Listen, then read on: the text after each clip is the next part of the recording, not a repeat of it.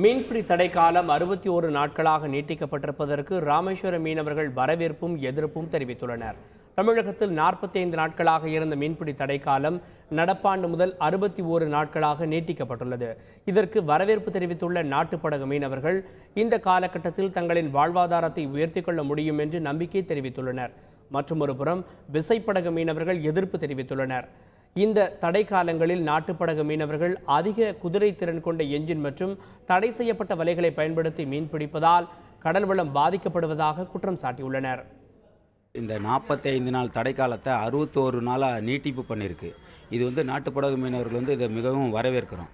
அதே போல் இந்த பகுதிகளில் தடை செய்யப்பட்ட ரெட்டைமடி சுருக்குமடி முற்றிலுமாக தடுத்து நிறுத்துறதுக்கு அரசு முயற்சி செய்யணும். 45 நாள் தடைகாலமாக இருந்தாலும் சரி, 61 நாள் தடைகாலமாக இருந்தாலும் சரி, 100 நாள் தடைகாலமாக இருந்தாலும் சரி, மீன் உற்பத்திக்கு இது வழிவகுக்காது. ஏன்னா அவங்க அரசு இந்த தவறான தடை செய்யப்பட்ட வலைகளை பயன்படுத்துகின்ற நாட்டுப்படகை தடுத்து நிறுத்த